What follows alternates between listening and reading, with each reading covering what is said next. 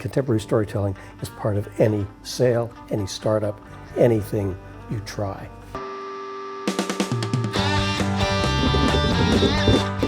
Everyone in my business now has to learn to tell the story before telling the story. That's what we call the pitch. And you have to make your pitch a mesmerizing story unto itself. The pitch is not a description of a product or of a service. The pitch is a story. You have to tell them why does the story matter to this world right now that we're in. The answer isn't, oh, because it's intrinsically interesting. No, the answer is because it has to do with you and your life and the things you're experiencing. You know what it is? It's all emotion. You have to create a spark of emotion in the person who's listening to you. We are human. We all love. That's why we humans have to keep hold of the storytelling, because that's how we're going to keep hold of the audience. Stephen, thank you so much. Pleasure. For today. I really appreciate it. It's been an amazing week, actually, taking full advantage of your and Lara's hospitality. So thank you for sitting today. Pleasure. Great pleasure. So before we get into the Pulitzer-nominated journalism, I want to go back to your early days. I want to get a sense of the world that formed you. When did you first get a sense that writing wasn't just something that you enjoyed, but something that you could craft?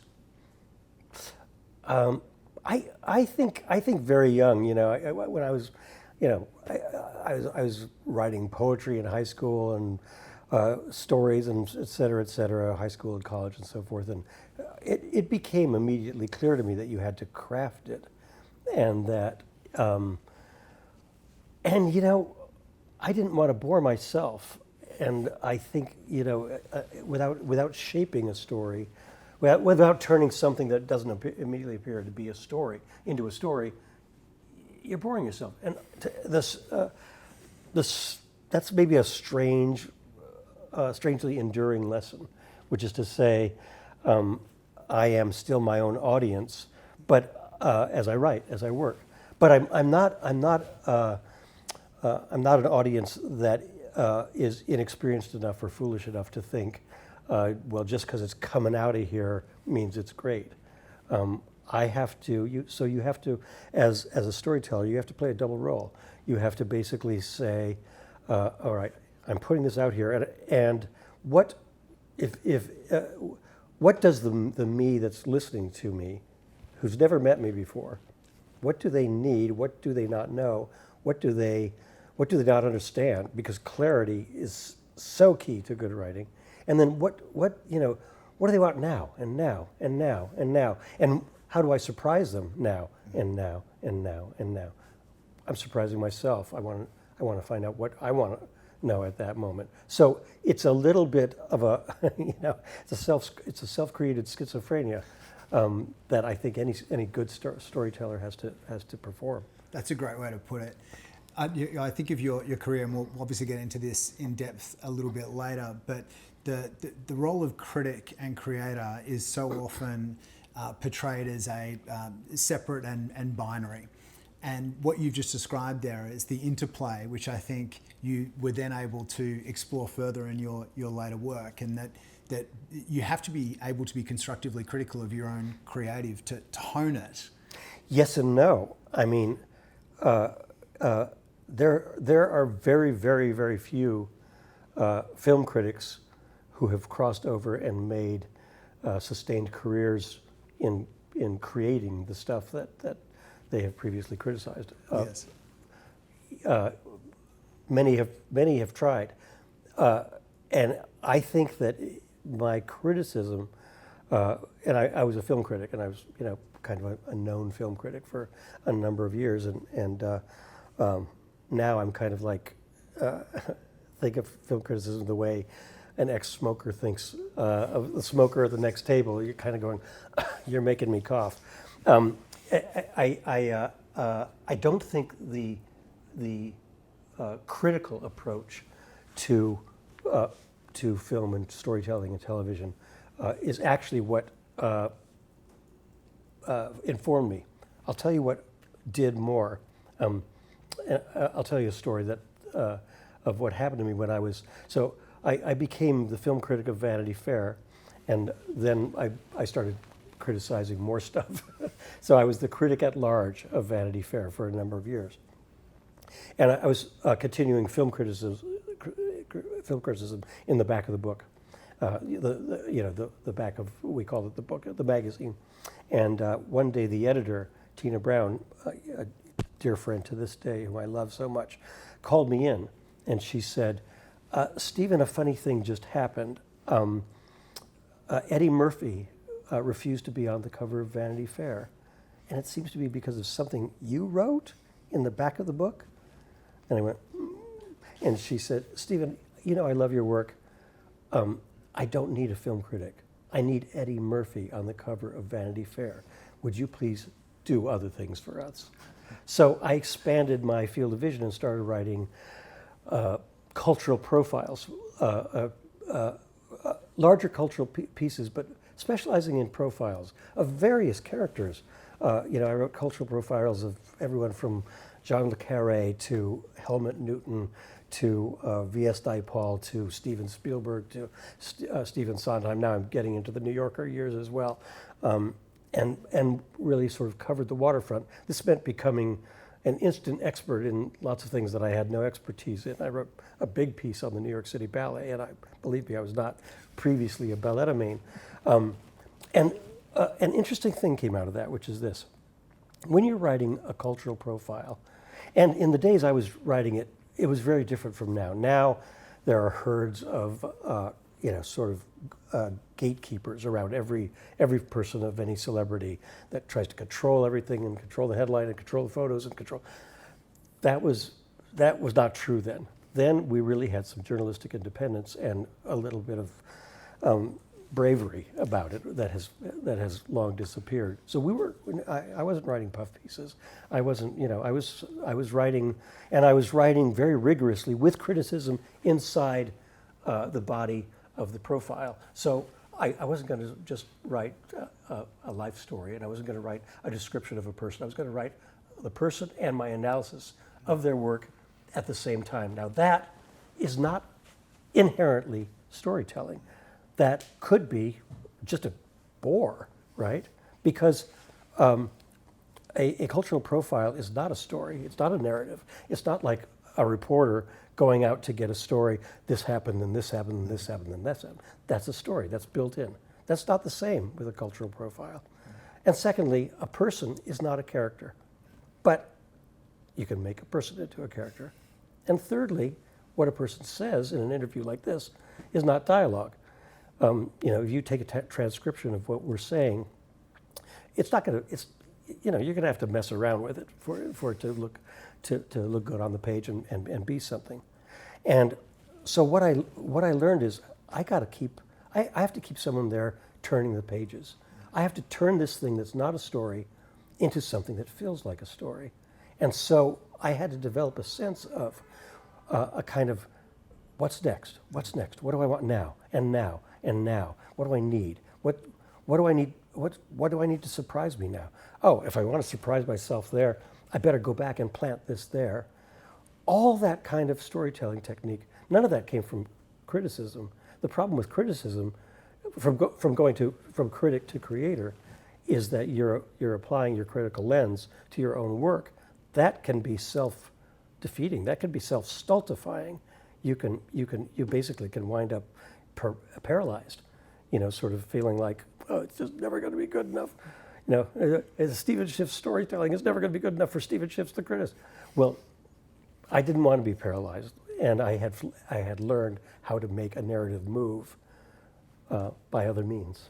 And what's really interesting to me about that, around that time, I read someone who spoke of your work as cinematic. So at that point in time when you were doing the profiles and you were the cultural critic at large, so it was beyond film criticism, it was really culture more broadly, that your work at that point in time, the storytelling that you just spoke to and the need to turn the page was being described by others as cinematic. And I'm just wondering, at what point in time, was there a light bulb moment where you went from thinking, this is my dream job, I'm at Vanity Fair, or later New Yorker, about as prestigious as magazines get at the very height of their power culturally. This is my dream job, but something inside me is saying that this cinematic voice, this storytelling voice, is curious about a new canvas. Like, what was the transition? I'll tell you the story of the transition, and I'll just preface it by saying that's absolutely not how it happened. Because when I start the story, it'll sound like I'm going to be very boring, because it starts with me being a little kid in Littleton, Colorado, this little town in the middle of nowhere, at the front range of the Rocky Mountains, sitting in, with huge picture windows looking out of the Rockies, and my nose in the New Yorker. 8 or 9, 10 years old. That's where I wanted to be. Right. And now I'm going to fast forward. So many years later, I'm at the New Yorker, where I always wanted to be, and that was all I wanted to do. And I had friends now in various cultural realms, some of them in the movie business. From the profiles that you've been writing in the yes, world. exactly, and the introductions that have been made and the friendships and one of them, still a dear friend, one of my dearest friends at the time, was a big famous producer named Lily Zanuck, who was a winner of the Academy Award for Best Picture for Driving Miss Daisy, and was married to Richard Zanuck. And she was, we were dear friends, and we would talk all the time. And she loved what I was doing at the New Yorker, but she also had a little bit of a attitude of kind of, you're wasting your time. You could be making some money. And I, contrary to what you were asking, I knew I could write, and I knew movies, but that didn't mean to me that I could write movies. Mm-hmm. And yes, my approach to writing was cinematic, but that's just how I saw the world, and I didn't necessarily think, oh, that means I'm a secret screenwriter. Far from it. Not one of my dreams, not anything I thought about doing, cared about doing, or thought I could do. But in the early 1990s, there was a very famous agent named Irving Lazar, known as Swifty to his enemies, Swifty Lazar, and he was optioning off properties from the Nabokov estate, the Vladimir Nabokov estate, and and Lily knew about this. She called me and she said, this is happening. You're kind of a literary guy. Maybe you'd like to try your hand at writing Lolita. You could get a movie made. And I went, wow, Lolita, that's like an amazing, amazing, amazing book. So I said, what do I have to lose? And I just started writing dialogue. Now this means that I had no clue what I was doing. So you're writing on spec at this point? Completely on spec, and just writing dialogue with no patience for writing the screen directions, which means I had no clue how to do screenwriting. And I wrote a lot. I just was having fun. She called me up and she said, you know what, sorry, I gave you a bum steer. In this political environment, a movie about a pedophile can never be made, including Lolita, no matter how great and famous and honored it is. Go back to your life and have a good one. And I was fine. I was like, I'm at the New Yorker, where I wanted to be since I was 9 years old. Life is good. Life is good. Okay. I mean, a screenwriter, I never even thought of it. But the years passed, and I saw that Adrian Lyne, this famous director, was going to make Lolita. I went, Flashdance, Lolita, okay. Go with God. I'm fine. And he had hired James Dearden, who had written a very good movie for him called Fatal Attraction. Then it came to pass that they didn't seem to like that screenplay by James Dearden, and they hired a gentleman named Harold Pinter to write the screenplay for Lolita. I was like, okay, wow, Harold Pinter. In fact, the playwright. The famous playwright Harold Pinter, whom I had done a profile of, actually. So you knew.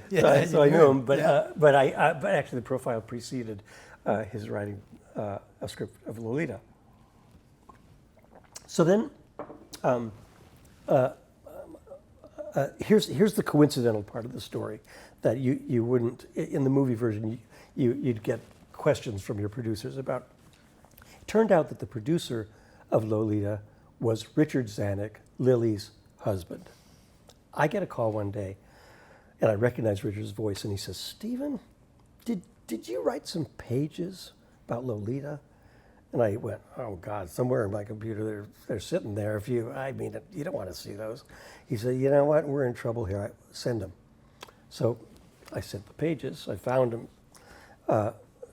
They were several years old by then, and I got another call from him. He said, "Stephen, here's what you do. Get the cheapest transportation you've ever gotten to the airport. Get the cheapest flight you've ever gotten to LA. Get the cheapest hotel you've ever gotten in LA. And come on out for a meeting." Now, our co-producers are a company called Corelco. They might be going bankrupt.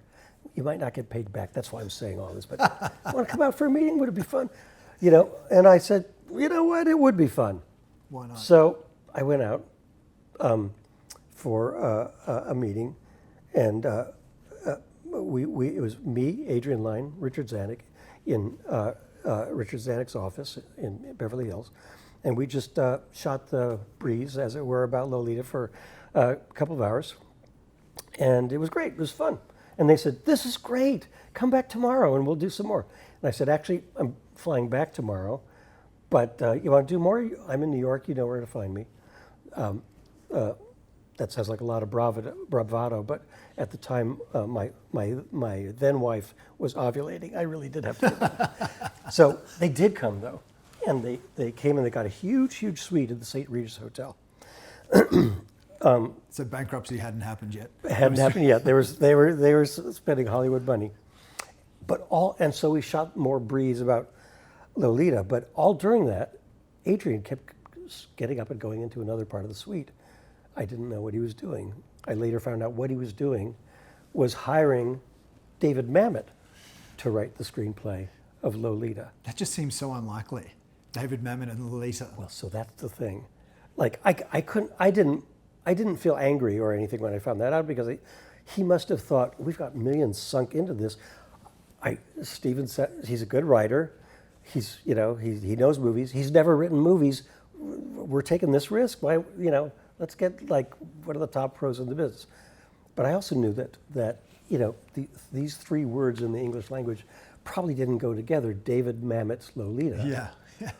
And I thought also to myself, you know what? I've gotten into this far enough. Why don't I just try writing this thing? What's the worst that could happen? They probably will pay me something. Maybe they won't, but what's the worst that could happen? But they're probably not going to make David Mamet's Lolita, so they might come back to me. And so I started writing again. And this time, something had changed. I knew what I was doing in a strange way. I hadn't read a how to screenwrite book. I almost still haven't.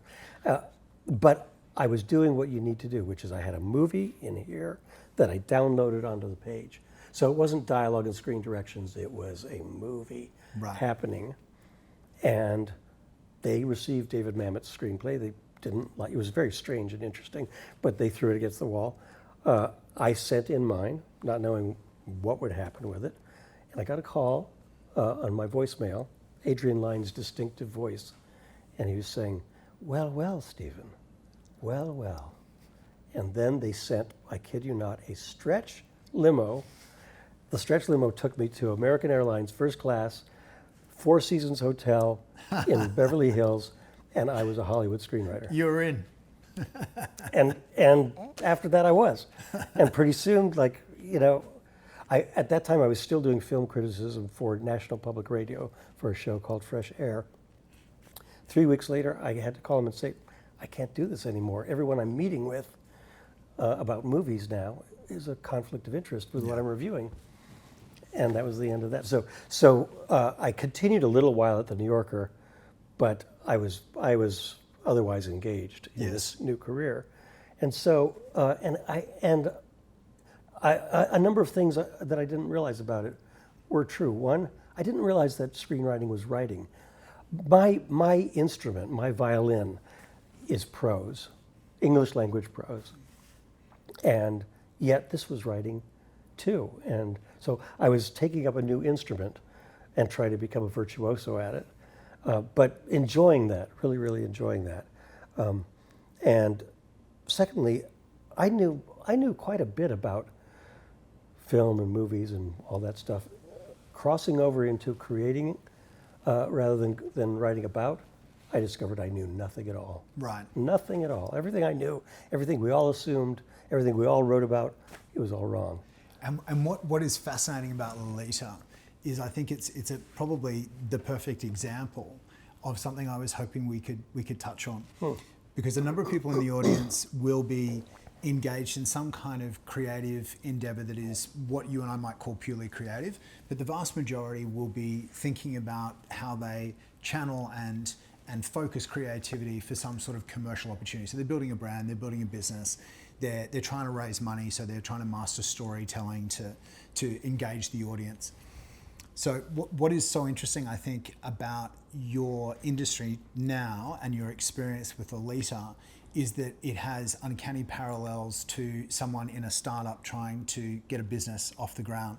And it's that transition from being an author largely in control of the finished product, as you were as a journalist, to being part of a machine, and a very important part of that machine, but needing to collaborate with a large group of people with sometimes conflicting agendas and politics and money. And could you talk us through, because Lolita is in many ways a case study of the best and worst of this. Well, it is and it isn't, in that ordinarily it went beautifully for me until the film was released and suddenly was banned in Australia and banned in a lot of places. And, can we talk about that? Because the making of the film itself, I'd love to talk about. That was your first time on set.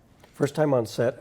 No, not my first time on set. First time on set as a creator, though. As a creator. Yeah, the first time I experienced, as a player. Jeremy Irons coming down from the set to me and saying, "What should we do? What do you want me to do here?" That had not happened. I'd been on sets. They don't with ask the people critics. like that, but they don't ask the critics that don't. Yeah, or the person who's doing the cultural profile. They don't.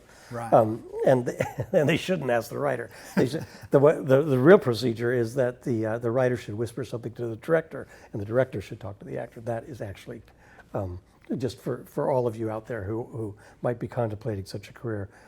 That's how it should happen. That's really how it should happen. It's nice when Jeremy comes straight up to you, though.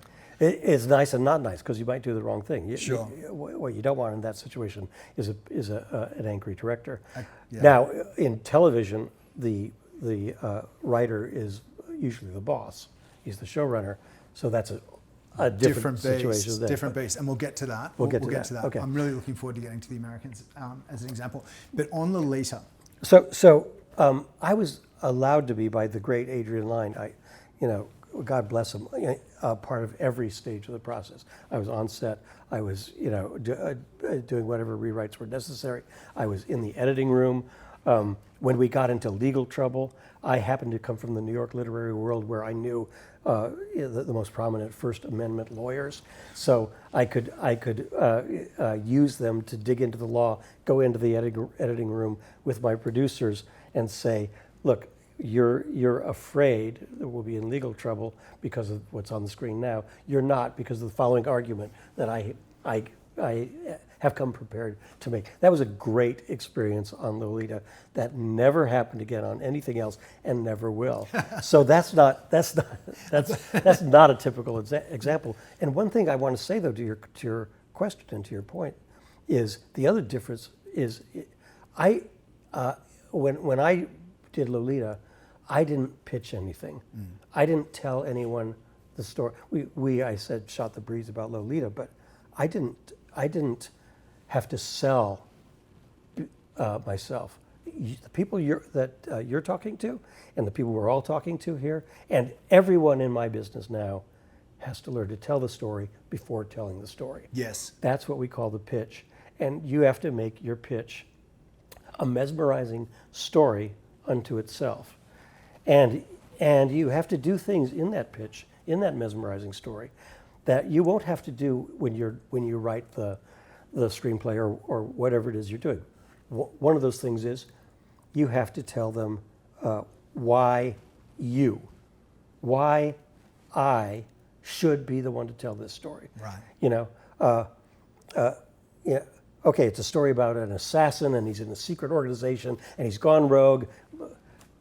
why am I, this kid from, Littleton, Colorado, who's frankly, never done more than hold up a prop gun, why am I telling this story? And I have to convince the buyer that I am exactly the right person to tell the story. That's part of contemporary storytelling. And secondly, why does the story matter to this world right now that we're in? I like watching period pieces. I like things about other times and other places. I like history. I have to, if I'm pitching something, I have to tell those people who are my potential buyers why all these things that interest me should interest them. Yes. And the answer isn't, because it's intrinsically interesting. No, the answer is because it has to do with you and your life and the things you're experiencing. And those two things are part of any contemporary storytelling. And contemporary storytelling is part of any sale, any startup, anything you try. You're absolutely spot on. You've said it far better than I could have. So thank you. I just want to bottle that. I want to bottle it. In terms of that pitch that you didn't have to do for Lolita that you've spoken to just there, and you said that in addition to pitching yourself and then ensuring that it's clear why the story should matter, not just to you, but to the audience. Yeah. Are there other elements of the pitch that you think might be transferable for yes. others? Yes, because here's another thing about the pitch, is the pitch is not a description of a product or of a service. The pitch is a story, right? So what you want to do is take the person you're talking to and in real time put them inside the story. Well, probably a little easier for me in that what I'm pitching is a story.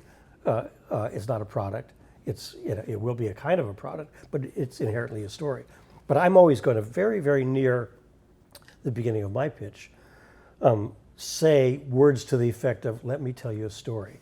A man walks into a room, he's carrying this, he sits there, suddenly somebody, I'm going to involve you, and you're going to be sitting there, and what I want to see you do, as my listener, is lean in. Lean forward. Right? So that's what you're trying for. And, that is exactly the same with pitching for money or pitching for... Exactly. Yeah. Our product will help you is not lean in.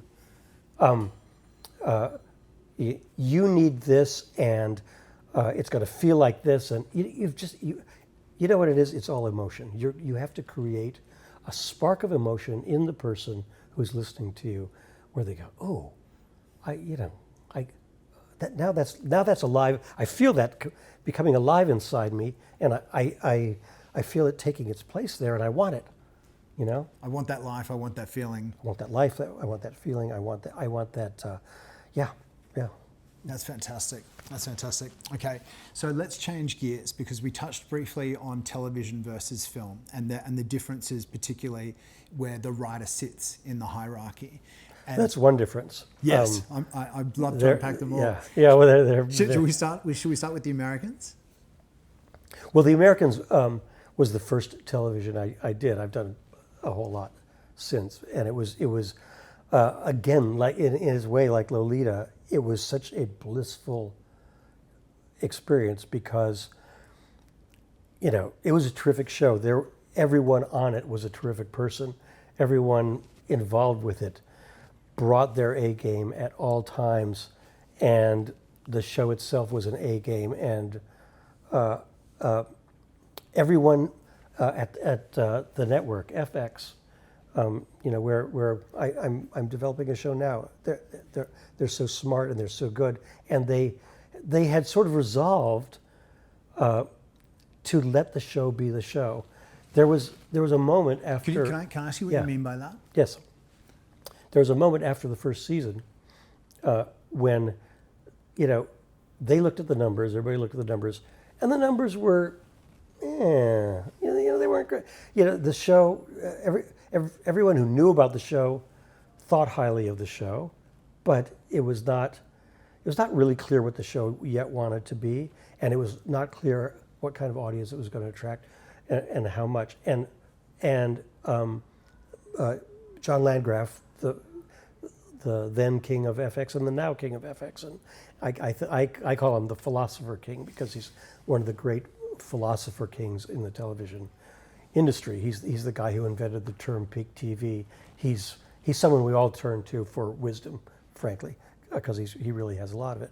And in his wisdom, he looked at the show and he said, you know, we can either try to make this more like broadcast TV with closed-ended episodes and things resolved and characters who don't really so much develop as maintain who they are and have a case of the week kind of feeling. We could do that and see whether our numbers grow. Or we could let this be what it seems in its heart to want to be, which was at that time not a very, we're talking 2013, not a very common thing, which is to say, and taking the advantage of cable and nascent streaming world. You could have an extremely serialized show. Now, there'd been a little of that before. The Wire was that. Mm. The Sopranos was not really that. It's still a bit more traditional structure.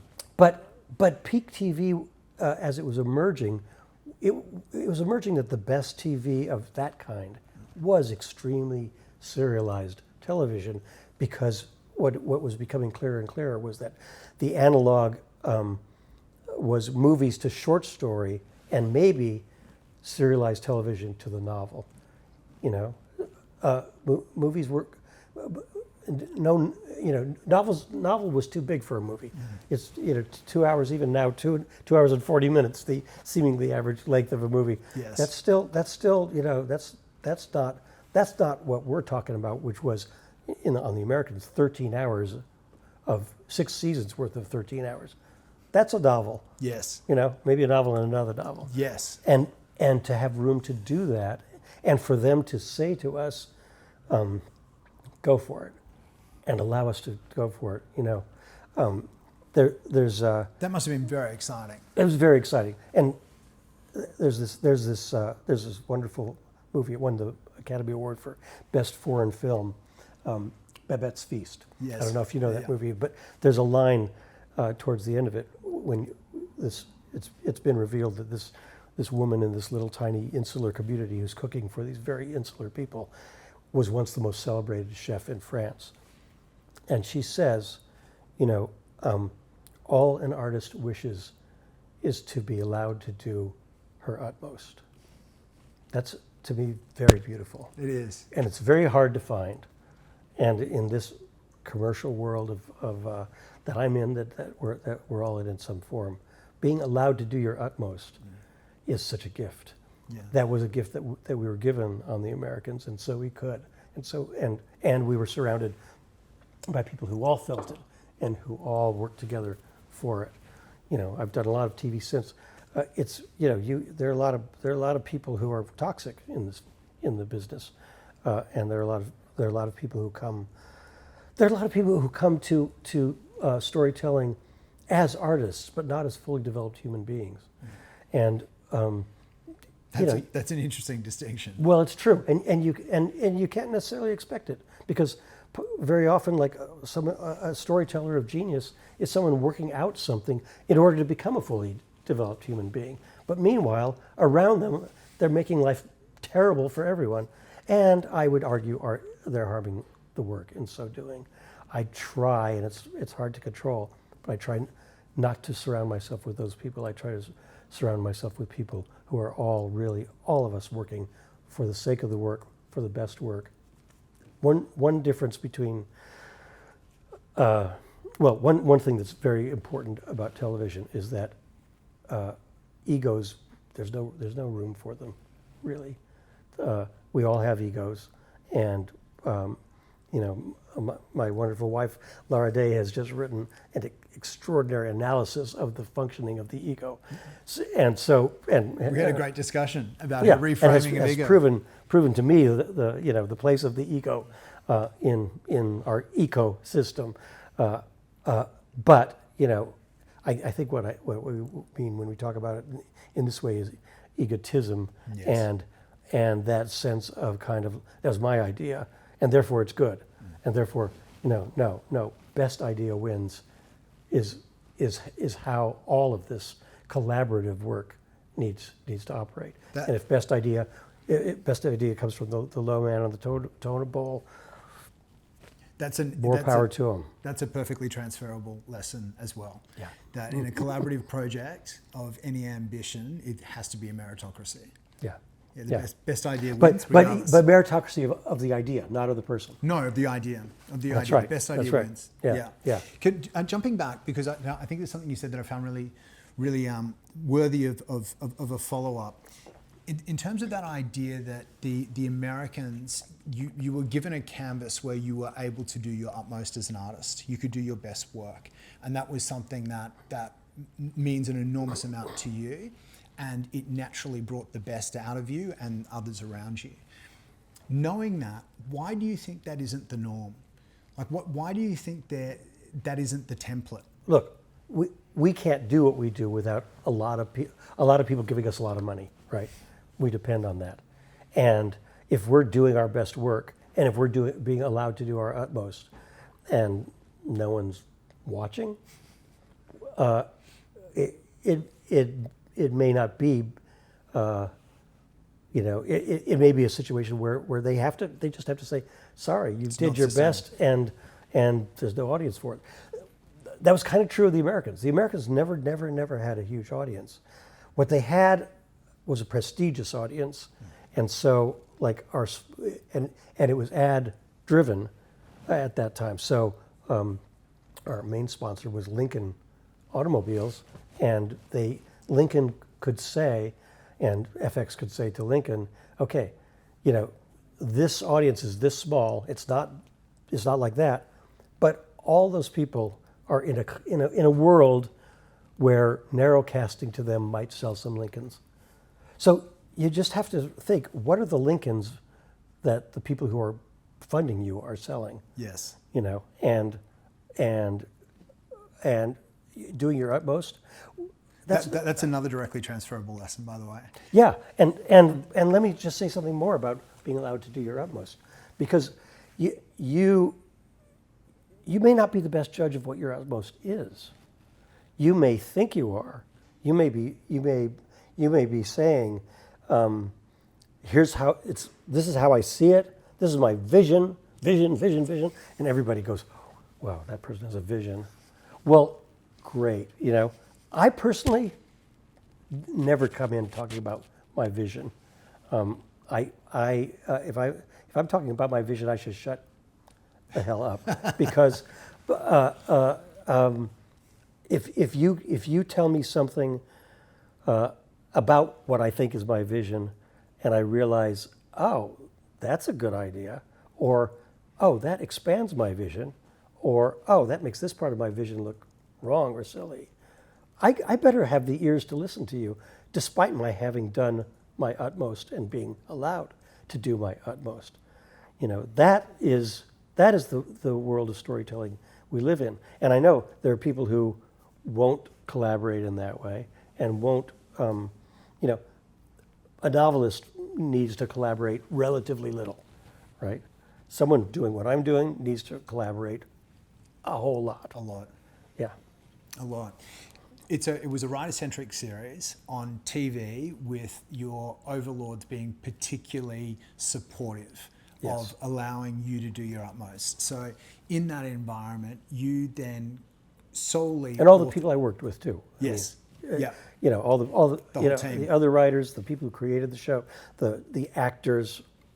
I can't tell you how Kerry Russell and Matthew Rhys brought a kind of atmosphere of, we're here to make something wonderful together, and we are not temperamental, and we're not staying in our trailers, and we're not crying, and we're not giving anyone a hard time, and we're honoring the people who do our hair and who do our makeup and who are way over in the corner adjusting the lights.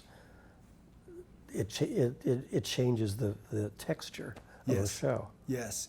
But there was a huge team, and you're giving humble credit to everyone around you. There is one episode though that you solely authored that I watched a couple of times last night that I just want to jump to, which is The Magic of David Copperfield 5, The Disappearance of the Statue of Liberty. And that is widely spoken about as the single best episode in the series.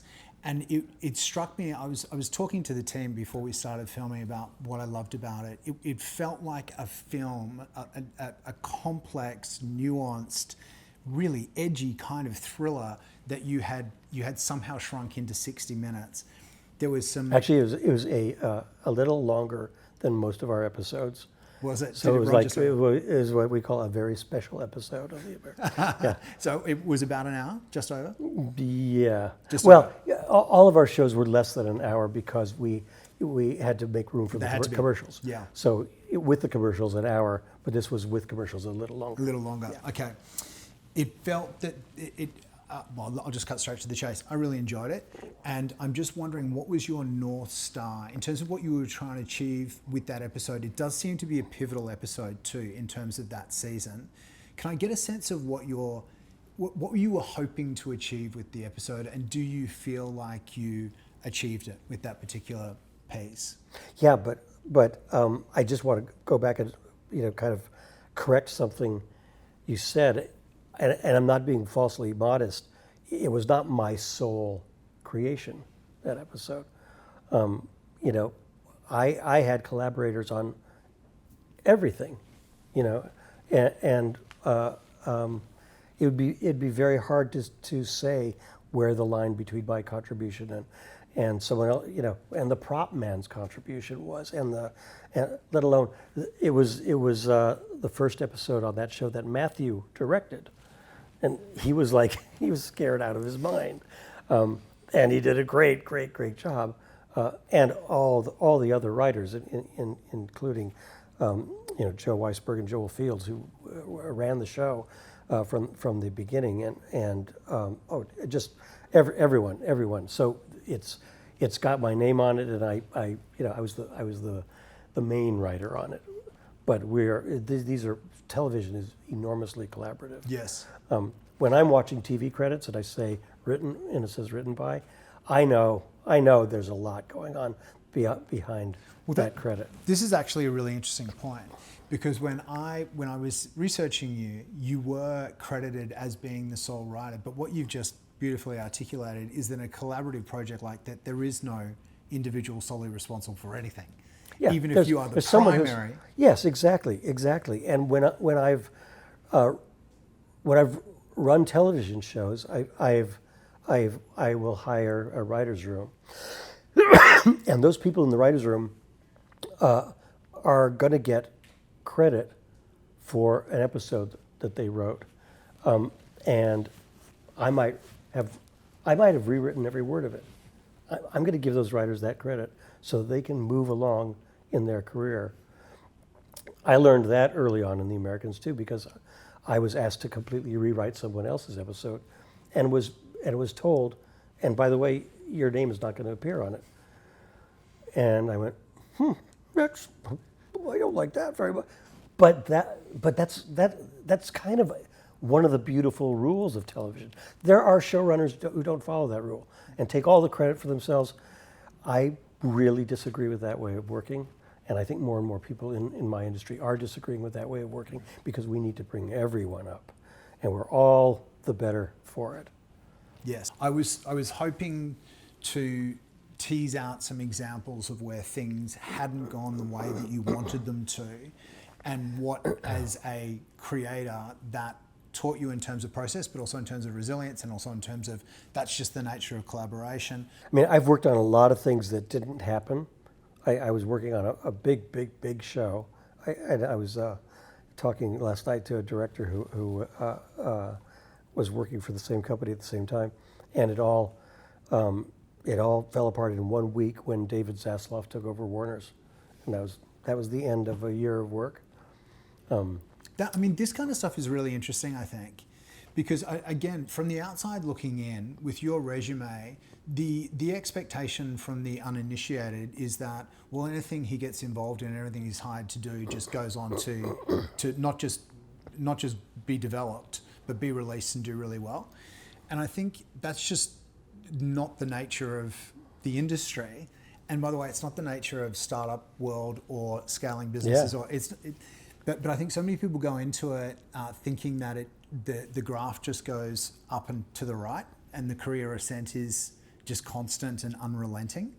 But in my experience, when you're trying to do something creative and you're innovative and you're pushing yourself like you have, there's going to be things that work out and there's going to be things that don't work out. And it's just so I'd love to talk to you a little bit about your creative resilience and how you approach those moments where things don't go the way you were hoping they were going to go. The thing that I've had to learn to, it used to be when I was at the New Yorker and Vanity Fair, I'd write 8,000, 9,000 words, pretty carefully, and then there'd be an edit and a copy edit, and then in 2 weeks, I'd be, on the subway watching someone read it, and I'd be saying, "Go ahead, turn the page. Yeah, cool," right? That was very satisfying and stuff.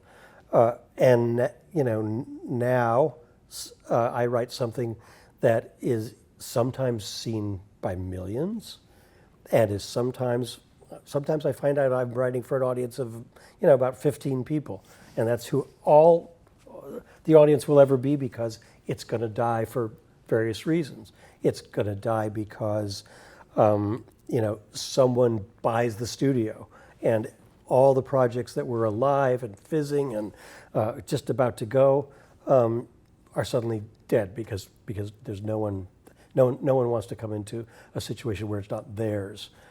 Stephen, can I ask on that one just quickly? I don't mean to interrupt your flow, but when it dies, do you have any option to pull it out, or does anyone else involved have the option to pull it out? Or in the example you just gave, where someone purchases the studio, they just disappear into the ether, never to be seen again? Well, not necessarily, but you have to make an arrangement to take it elsewhere if that's possible, depending on the ownership of the underlying IP and the property and all that stuff and everyone involved.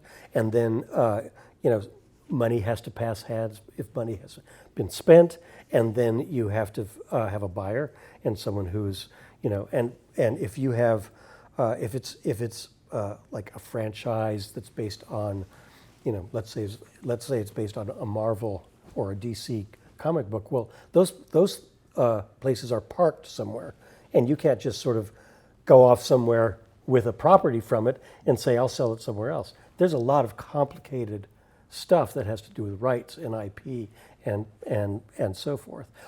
But that's only one of the 7 million things that can go wrong on something that you've done a perfectly good job on. Yes. The actor can drop out and you can't find another one that the studio thinks is right. You can have everything in place. The studio's really, really crazy about it, but they can't find the actor in the first place, or something can happen in the world around you. I have a friend who wrote a movie about Donald Trump, and no one would buy it because they were all too scared. And wow, it's a terrific movie. It's out there. Someone finally did, but it didn't get seen the way it should have gotten seen. And I recommend it. It's called The Apprentice, and I enjoyed The Apprentice. It's really good, but it never found the audience it should have found. Yeah.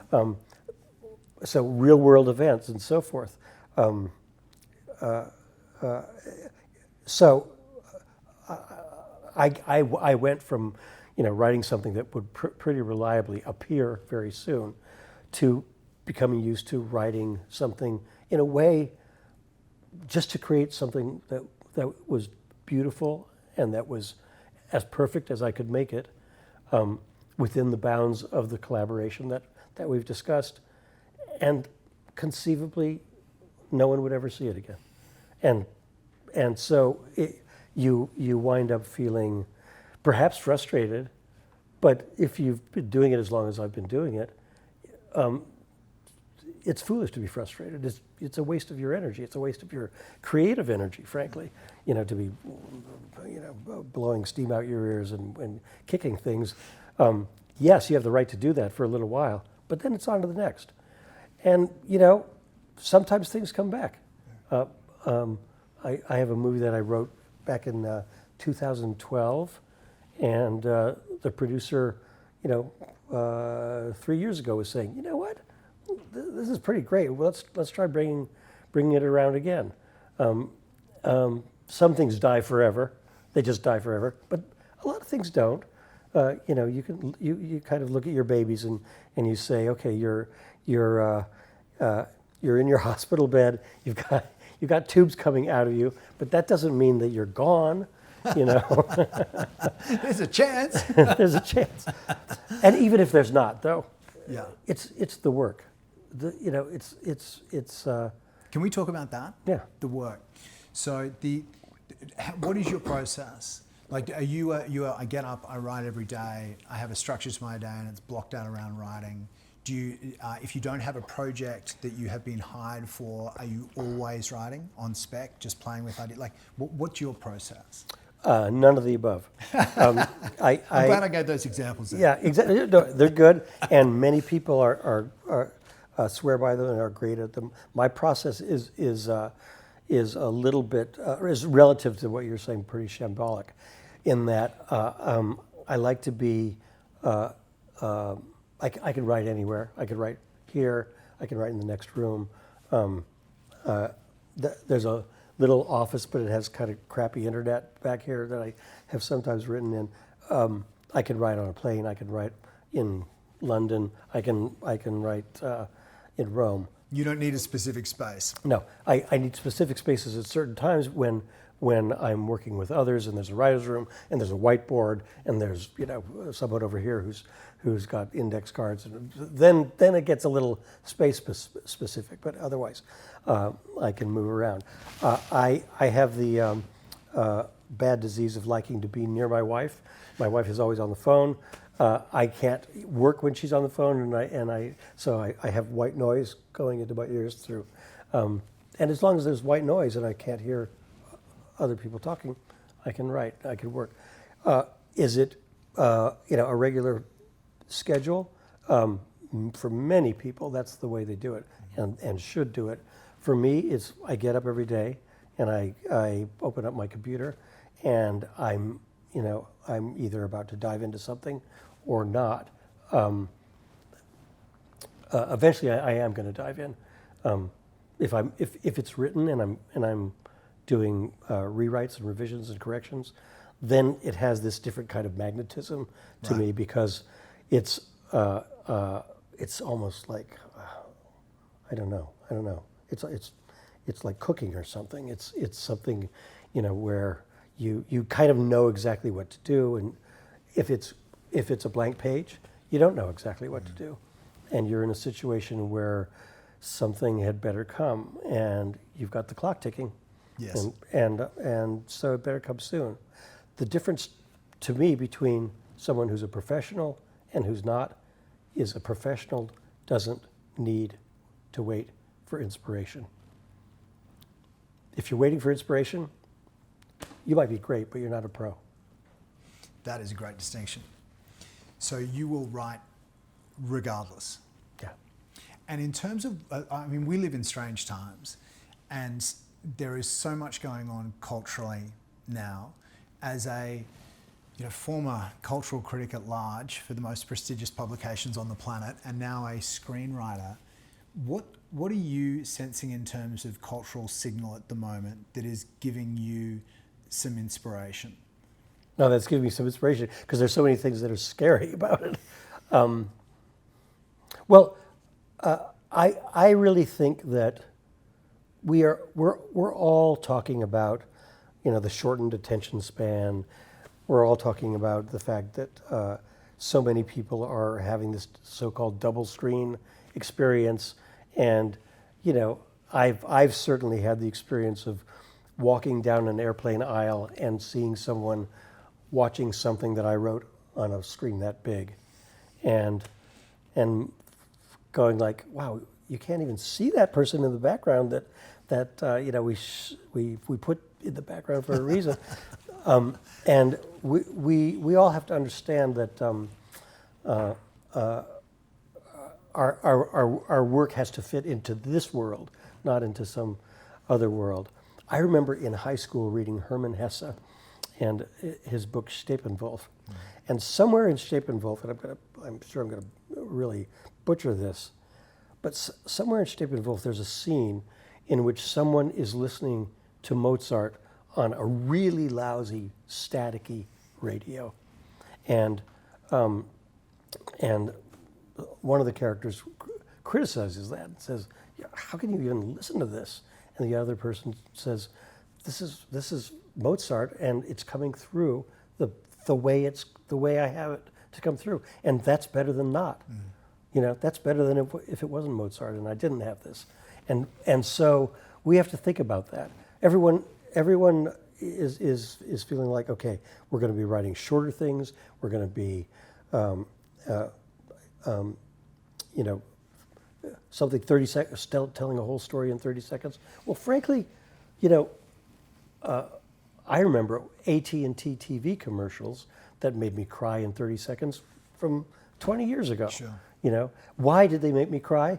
Partly because they used tropes and cliches and archetypes and mythological formulae that were formulaic and that always work. If they're properly done, if you have an actor who can pull it off and the right music and so forth, they always work. So we should be aware of all that, and that's great, but also that's not what we want. We actually want things to be new, and we want them to be different, and we want them to be exciting, and we want them to be not imitations. And we want, if it's a theme that's been out there before, we want a variation on the theme, and the variation has to be worthy of our interest. And we have to live in the real world. Do I know what Generation Alpha, which everyone's talking about Gen Z, but watch out, Gen Z. Do I know what they're going to be interested in or what they're going to want? Well, on the one hand, no. On the other hand, yeah, because there are structures and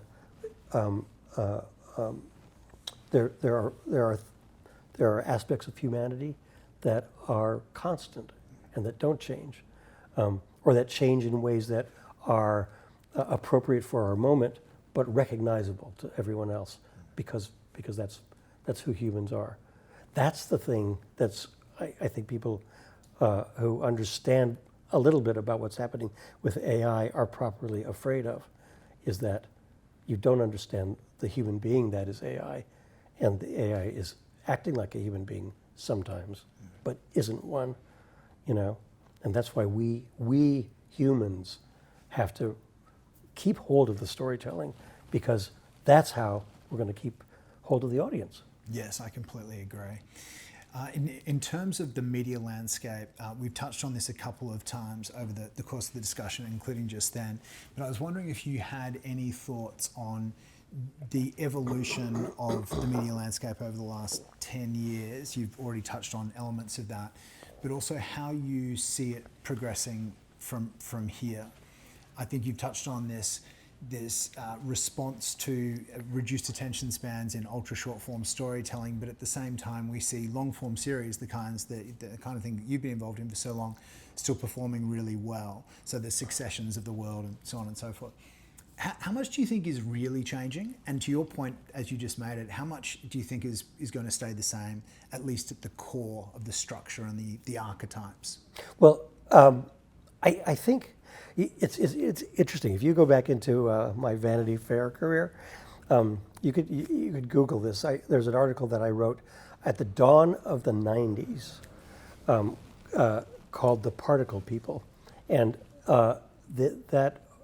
that article was basically kind of a think piece that was saying, where are we now culturally? And the particle people, the idea was, it should have been called the particle/wave people, because it was based on the idea, light is both particles and wave, and that's a kind of oxymoronic truth that it can be both even though those are two very different and opposed things. And sometimes light acts like a wave, and sometimes it acts completely the opposite from a wave, like particles. They're both true. And what I was seeing in the culture, this is 1990, was a world in which a kid could be sitting in a classroom, and he could be an American kid from Mexico, and he could be sitting next to a kid who didn't know where Mexico was.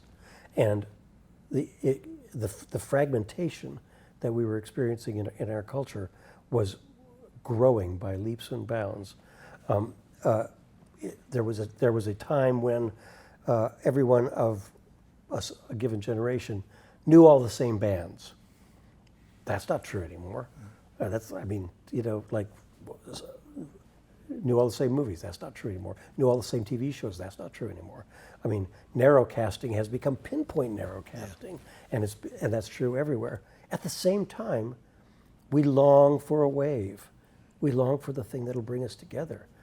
There's so much conversation. What are you watching? What are you watching? What are you watching? I think it's more and more true that this person is going to say, I'm watching this. This person is going to say, wow, I never heard of that. It used to be, oh yeah, me too. It's not. Now it's like, you are? What is that? Where is it? Where do I find that? And the person will say, I don't know. Google which streamer, because there's 700 of those. So, where's the wave? Well, the wave has to come from, kind of these myth-based roots that we all experience. These great forms, the hero's journey, all the things that you've heard so much about over the years that Joseph Campbell wrote about, and Mircea Eliade wrote about, and people who studied the myths that are in comparative religions and that are that we all have in common. There are these structures. Jung theorized that those structures are innately in us. I don't know if I'm a true Jungian, but something is innately in us. Something is constant in its appeal because we are human. We all love, and even those who feel they can't love yearn for it in a way that shows that the germ of it is there. We all fear. We all wish. We all are on a road to death. We all have a question about that. We can muffle the question. We can hide the question. I can't, but some people, some people you might describe as healthier than I am, can. But the question doesn't go away. We all wish for some kind of communion with our fellow humans. That's how we're made. We are all energetically entwined in ways that we don't understand, and that some of us have more access to than others, but that storytelling gives us access to. Why is it that we're now in a world where it used to be that if you had a show that had subtitles, your audience is going to be like that. Well, that is how Shogun happened. That it didn't go that way for that. It doesn't go that way for these big Spanish language TV shows that come out of not out of Latin America, appealing to a Hispanic population, but out of Spain, appealing to everybody, or France, or you could go on and on, India. So, what is it? What is it? Sometimes it's an imitation. Sometimes it's storytellers saying, well, that worked there. I can just move it over to my little space and it'll work there. That's maybe true. But it is a function of the same thing I'm talking about, which is the innateness of these questions and these forms and these wishes and these dreams. Yes.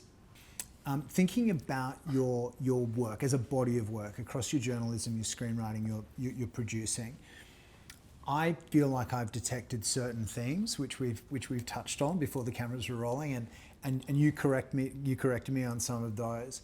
So I'd love to ask you the question: when you think about legacy, and I know you're not done yet. There's lots of great work yet from Steve and Schiff, but when you think about legacy, the kind of message that you tried to convey, what do you feel you've left the audience with? How would you like to be remembered from the impact you've had on the audience? You know, let's go back for a second when we're talking about this to Lolita. Lolita's about an evil person, a person who does terrible, terrible, destructive things, and he's our protagonist. And what I see a lot of around me is people telling stories where they're getting off on being very, very angry. They're feeling like it's us and them, right? They're telling that kind of story, of course, on screens, but they're also telling that story in conversations when they go to vote, in political ads, etc. One of my favorite movie quotes happens in Jean Renoir's great movie, one of the 2 or 3 greatest movies ever made, maybe, called Rules of the Game. And Renoir himself, the writer-director, plays this character named Octave. And Octave says something very interesting during it. He says, there is one thing that is very terrible. We all have our reasons.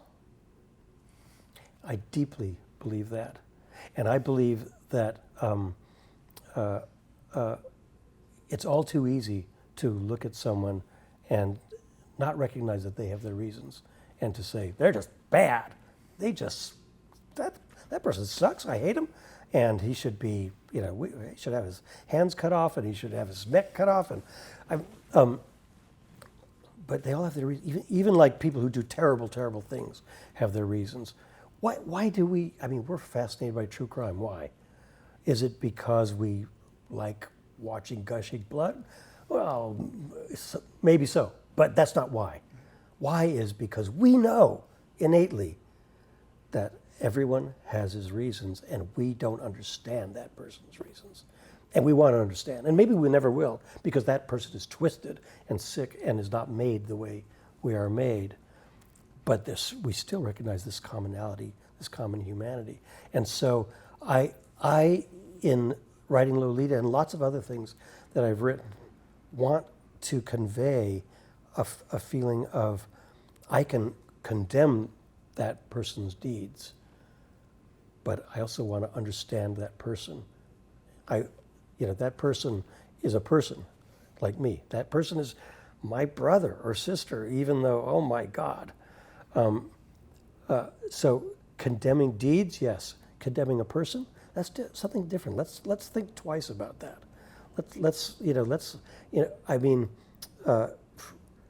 You go back. Think about Saul on the road, changing to Paul, on the road to Damascus, and Saul apparently was a pretty terrible guy, and then he became the revered Saint Paul. That's a different version of the story that I'm telling right here. That doesn't mean that all these people doing bad things are redeemable or are going to be a holy man or are going to be preaching gospel or whatever. But it means that that evil evil isn't so simple. It isn't just bad. Let's just cut off this discussion there. It means there's something going on, and there's something going on that we should be looking at. And if we do, we will become larger people. If you watch my movie of Lolita, for instance, and you come away with this haunting feeling that might really mess you up of, wow, I understand this person. He's a horrible person, but I understand him. Then you have grown. You are a bigger person than if you didn't, And isn't that what we all want from art or from any of these endeavors we're talking about? Absolutely. In terms of what's next for you, my final question, can you discuss any projects that you're working on now, even in broad brushstrokes? I do hesitate to, because the nature of this business is that lots of things fall apart, and that we don't talk about them until they're ready to be talked about. And Well, let's not do that one. Yeah. I'll ask an alternative final question. Yeah. Because the other one I wanted to ask, which is, it's a bit of a cliche question, but I love asking it. Just going to refill that really quickly. Yeah. Hold on. And I can refill yours too. I'm fine. Thank you. Thank you. The question that I love asking someone like you, because you've been interviewed so many times and you've also been on the other side of it, is what should I have asked you that I haven't asked you? Because I'm an amateur and you're a pro. So I bet there's something that I haven't asked that I should have. I'm not going to give an interesting answer to that question, because, I could, sure, I'm a pro, but to tell you the truth, the way I always formed all of these articles and so forth was just by having a conversation with the person that, but I would read someone's work or see his work or whatever, and I would just have lots of questions about them, and I never thought of myself as being in an inferior position to them, and I also never really. Janet Malcolm has this famous book called The Journalist and the Murderer. And The Journalist and the Murderer. Yeah, I think that's the name of it, Journalist and the Killer. I think it's Journalist and the Murderer, in which she begins by saying that every journalist knows deep inside, I'm butchering it, every journalist knows deep inside that they are betrayers, because they're forming a relationship with someone like this, and we're having a conversation that only great friends would have, right? Actually, you don't have conversations Absolutely. this intimate and open and exciting with most of the people you encounter in your life, true. right? So that's the setup, and that's what makes it fun for you as an interviewer to do this job. Really, you're talking to with the exception of me, interesting people, and you're having interesting conversations with them. What fun, right? And then you might never see that person again. And so you've dug deep, both of you dug deep. So I never actually came in with lists of questions, and I never, there might have been a gap I wanted to fill in later, and I would call them and say, hey, I forgot to ask you this. But I don't think there's any, when I see people on TV or somewhere or in podcast with their question sheet and all this stuff, I go, you know what's happening to that person? And I'm almost always right about this, sorry. That person is looking at their sheet and they're not hearing what's being said. And they don't know that the more interesting question is being presented to them, right there. That is the risk. That is the risk with this. And I think I have it here because I'm so conscious that you've had, there's a bunch of stuff that you've done that I would love to talk about, and I don't want to miss anything, but you're so right. And so this is set to turn off after 15 minutes. And I know I'm having a great conversation when it turns itself off, because I haven't looked at it in 15 minutes, and that's happened a couple of times today. There you go. So thank you. Sure. Well, thank you. No, fun for me. Great fun for me. It's been awesome. Yeah. It's been awesome. Thanks, Stephen. Good. Thank you so much. Thank you. Well, that was great and completely different to what I scripted. So you've just given me a great lesson. Yeah, but no, not a great lesson, because you had though. Yeah, but what if you were talking to? I have a friend who just comes to mind because we were talking about him last night. Great writer, one of the best writers alive, named Richard Price. Oh wow! You couldn't have had that conversation with him because he's so inward, and so, he would just. I'd have to have it scripted. Yeah. Yeah, or at least some of it. Or maybe it just wouldn't work out at all. No, exactly. Yeah. I've had that experience too, right. Of just coming away from an interview and feeling like, wow, the connection didn't happen.